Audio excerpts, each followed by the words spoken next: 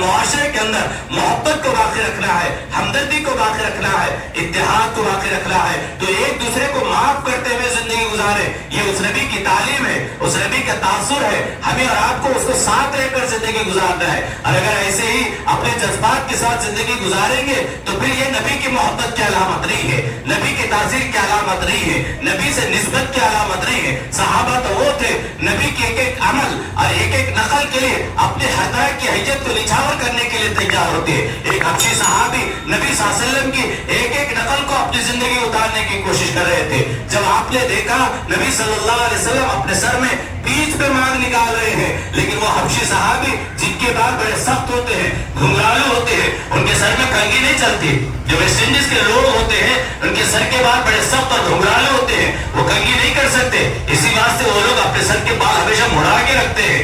یہ صحابی جو حبشی کے ہیں ان کے بال بڑے سخت اور گھنگرالو، کنگھی نہیں کر سکتے. لیکن جب نبی کو دیکھا کہ آپ اپنے سر کے اندر بیچ کے مانگ نکالے ہیں اور میں مانگ نہیں نکال سک رہا ہوں، ایک سنت، ایک عمل، ایک نقل میری زندگی میں چھوٹ رہا ہے، کئی طرح کوشش کیا وہ کام ہو نہیں پا رہا. آخر میں ان کے دماغ میں ایک بات آ گئی، ایک لوہے کی چھڑی، ایک سلاخ لے لیا اور اس کو چولہے کے اندر، آگ کے اندر رکھ دیا اور اس کو گرم کر دیا. جب پوری طرح لال ہو گیا تو اس کو اپنے سر کے بیچ کے اندر داغ دے دیا اور وہ پوری طرح زخمی ہو گیا. جب دوسری دفعہ نبی صلی اللہ علیہ وسلم کی خدمت میں وہ حاضر ہوئے، نبی صلی اللہ علیہ وسلم کی نظر پڑی، وہ پوچھنے لگے کہ بتائیے کیا کیے، تو کیا زخمی ہو گئے؟ تو وہ فرمانے لگے کہ اللہ کے رسول آپ کی زندگی کی ایک ایک نقل میری زندگی میں آ جائے اس کی کوشش اور فکر میں لگا رہا، لیکن آپ کو میں نے دیکھا ہر طرح کی نقل کرتا رہا، لیکن آپ اپنے سر کے اندر بیچ میں مانگ نکال رہے ہیں، میں مانگ نہیں نکال سک رہا تھا. میرے اندر ایک کوفت اور ایک چبن اور ایک کمی اپنے اندر محسوس کر رہا تھا،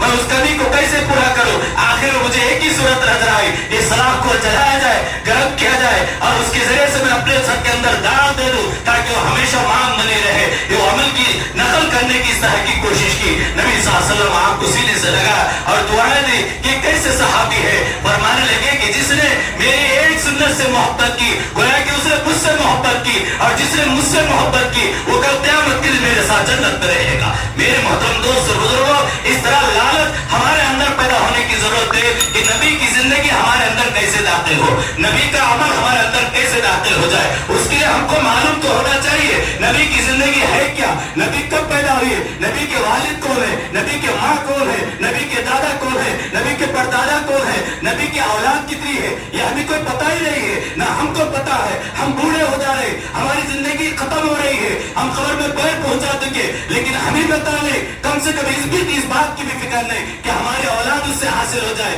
ہمارے اولاد کے علم میں چیز آ جائے. ہم جب نبی کی زندگی سے واقف نہیں تو پھر ہم نبی کی زندگی کی نقل کیسے کر سکیں گے؟ علم تو ہونا چاہیے. فرمایا گیا ہے کہ اپنی ذات کو جاننے سے پہلے، اپنی ذات کو جاننے سے زیادہ نبی کی ذات کو جاننا ضروری ہے. ہم اپنی ذات کو بھی جانتے ہیں، ناچے گانے والوں کی ذاتوں کو جانتے ہیں، فحاش لوگوں کو جانتے ہیں، مرتد لوگوں کو جانتے ہیں، اسلام کے دشمنوں کو جانتے ہیں، لیکن اگر کسی کو نہیں جانتے، اپنے آقا کو نہیں جانتے، ان کی زندگی سے واقف نہیں، ان کے نسل اور نسب سے واقف نہیں، ان کی قربانیوں سے واقف نہیں، ان کے ایک ایک عمل سے واقف نہیں، تو پھر وہ عمل ہماری زندگی میں آئے گا کیسا؟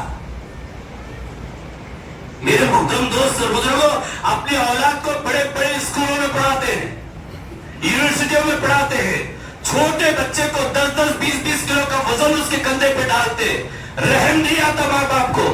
کیوں نہیں آتا؟ آج یہ ڈھوئے گا تو کل ایک ڈاکٹر بنے گا، کل انجینئر بنے گا، دنیا کا بڑا عہدہ اس کو حاصل ہو جائے گا، اس واسطے اس کو ڈھونا پڑے گا. لیکن کبھی ماں باپ یہ فکر کی، کوشش کی کہ میری اولاد 20 کلو کا وزن اٹھا رہی ہے، لیکن اپنی زندگی میں سیرت کی کوئی ایک کتاب تو پڑھی ہے کہ نہیں؟ نبی کی زندگی کو کچھ تو جانا ہے کہ نہیں؟ کوئی فکر نہیں. کہ کیوں کہتے ہم اپنے آپ کو مسلمان؟ غیر ہمارے بارے میں زیادہ جانتا ہے. ڈیبیٹوں میں بیٹھ کر ایسے ایسے سوال لوگ کر رہے ہیں، مسلمان کو پتہ ہی نہیں ہے کہ کیا ہرا. قرآن کے حوالے دے رہے، حدیثوں کے حوالے دے رہے، اسلام کو نشانہ بنا رہے، نبی کے اخلاق کو نشانہ بنا رہے، نبی کی زندگی کو نشانہ بنا رہے. ہم کو کچھ پتہ ہی نہیں. غیر کو کہاں معلوم ہوا؟ کیسے معلوم ہوا؟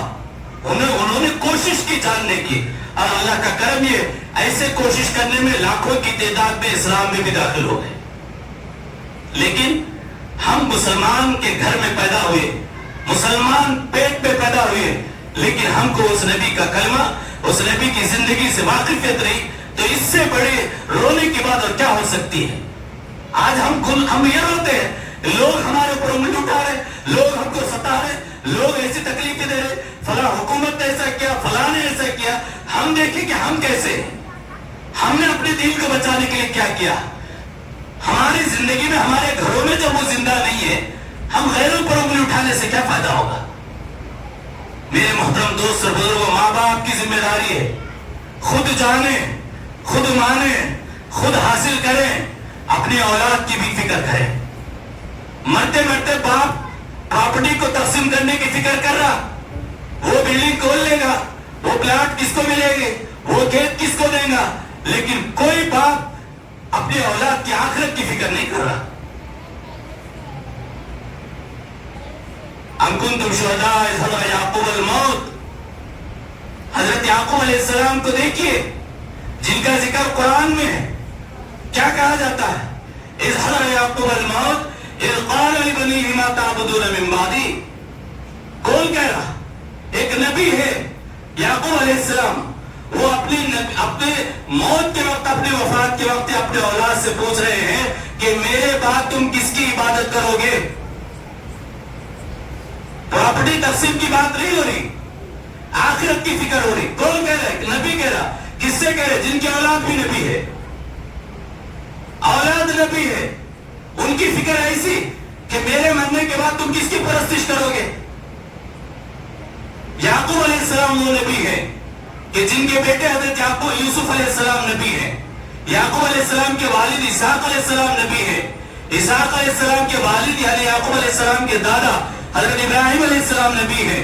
ابراہیم علیہ السلام نبی, آپ کے بیٹے اسحاق علیہ السلام نبی, ان کے بیٹے یعقوب علیہ السلام نبی, ان کے بیٹے یوسف علیہ السلام نبی, اور یوسف علیہ السلام کی دوسرے بھائیوں کے اولاد میں بھی نبی ہے. نبیوں کا سلسلہ ہے. لیکن ایک باپ پڑھتے ہوئے سوال کر رہا ہے کہ میرے بعد تم کس کی عبادت کرو گے. ہم میں سے کوئی باپ ایسا ہے کہ جو ہمارے اولاد کے لیے اس بات کی فکر کرے کہ کون سے راستے پہ جا رہا ہے, کیا کر رہا ہے, مرنے کے بعد تمہاری زندگی کیسے گزرے گی؟ یہ کوئی فکر نہیں کر رہا. میرے محترم دوست اور بزرگوں, سیرت کے جلسے پہ ہمیں اور آپ ایک سبق لے کر اٹھنے کی ضرورت ہے. ہم اپنی زندگی میں کم سے کم ایک سنت زندہ کریں, ایک طریقہ زندہ کریں. اپنے اولاد کی زندگی کے اندر نبی کی تعلیم آ جائے, نبی کی سیرت آ جائے. جب نبی کی زندگی نہیں معلوم تو کیا عمل کرے گی اولاد؟ ہم غافل بنے, ہماری زندگی غفلت پہ چلے گئی, ہماری نسل کی زندگی بھی غفلت پہ چلے گئی, تو پھر کہاں ہم دیندار اور مسلمان اپنے آپ کو کہلائیں گے؟